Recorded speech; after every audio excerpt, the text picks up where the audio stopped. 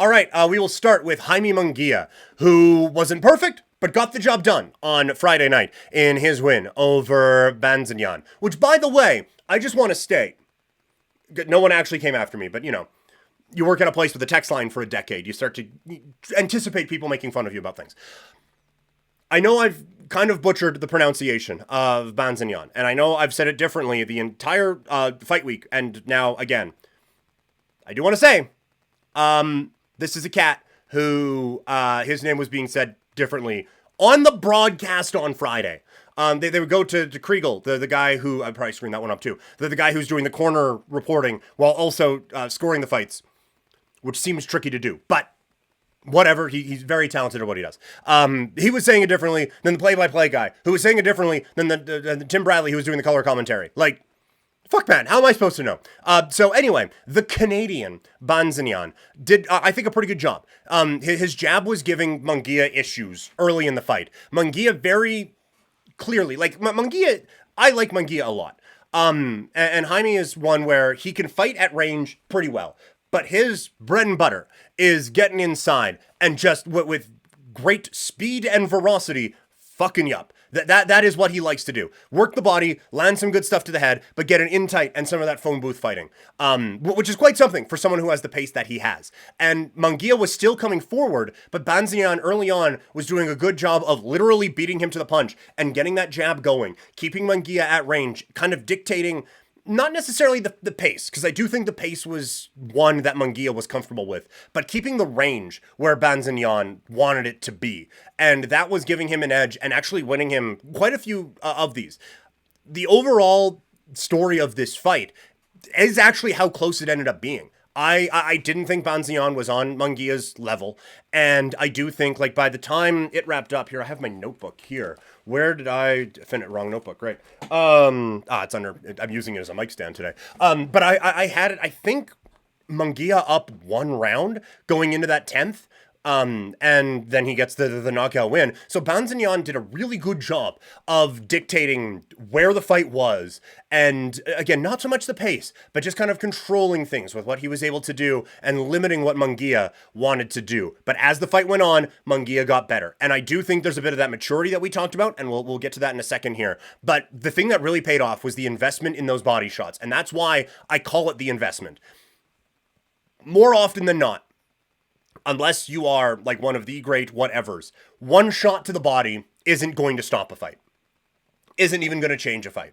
And so we don't see it so much in MMA because you only have 3 rounds and you got 15 minutes. And if you want to set something up like this, like Munguia was actively losing rounds while working on this body strategy. And so in MMA, great, you can do that in a 3-round fight once. And then all of a sudden, okay, well, now it's a 3rd round. Good thing I invested. I'm down to nothing, and I need to now kill this guy. In boxing, when you have 12 rounds to work with, you can take a couple rounds. And if you've just been working on the body, that investment continues to pay off. And that's what happened here. That investment in body shots really started to pay off as this fight went along. It didn't necessarily slow Bazinyan down, because he was there the whole way. But Bazinyan wasn't throwing a ton of power punches anyway. And the ones that he was throwing started to have a little less snap to him. It was a little less whoof and a little more going on. And that is an over-exaggeration. Again, the caveat on all of this, every fighter I have ever talked about on this show could beat me up so quickly. This is just, I enjoy watching the fights and I enjoy breaking them down. And so what you saw was some of the snap being taken off of those punches. And when you're not getting a ton of power from those anyway, that really does start to allow you to dictate the kind of game plan that Munguia wanted to do. And that's what happened in this fight. The jab was giving him some problems early. And there was a bit of a counter game that was coming from Bazinyan as well. That was, again, keeping Munguia from really unloading in the ways that he wanted to. And even when Munguia was getting close, once there was a bit of an exit, Bazinyan was landing a couple pretty good shots usually. And that was allowing him to not necessarily steal the momentum, but not let Munguia get fully comfortable and fully into that role that we have seen him get on against some other fighters. But again, there's less snap to it, and it's just not really working out as this goes along. And then there becomes a moment where, okay, the jab is there, but Munguia isn't as concerned about it because, okay, now the power's gone. Now I can start to walk you down. And that is where Munguia really starts to tee off. He's landing to the body well. again, continuing that investment. Now he's landing some power punches to the head. Now he's landing in bunches. Now he's crowding Bazinyan. And now this fight is taking place in the area that Munguia wants it to. Brilliant stuff from Munguia, kind of assessing what's going on. How can I manage this? Because jabs are like inherently a little bit difficult to just get inside on, right? You have to find your way to get in there, and Bazinyan was doing a good job. And so Munguia, recognizing like, okay, that this is not going to be something I can just walk through, I need to try to limit this in a way. And he did, and then he was able to get inside, and that's where the finish does come. He rocked him a couple rounds earlier, and then in the 10th, he lands some real good combination that gets him on roller skates, and then puts the final coffin nail in, and wraps this thing up in really impressive fashion. But overall, Bazinyan showed really well. I don't, again, shout out to the Canadian, Laval, Quebec. I don't view him as the sky's the limit sort of a fighter. Like, I don't think that's, okay, well, now this was something you can learn from, and he is going to ride to the top of the mountain at 168 pounds and reign supreme for years and years and years as the undisputed champion. And we're all going to be saying, Canelo who? At some point. That's not going to be this kid. He's good, though. And I am interested in seeing him again against some high-ish level guys, like the dude that Magumbi that Caleb Plant just fought.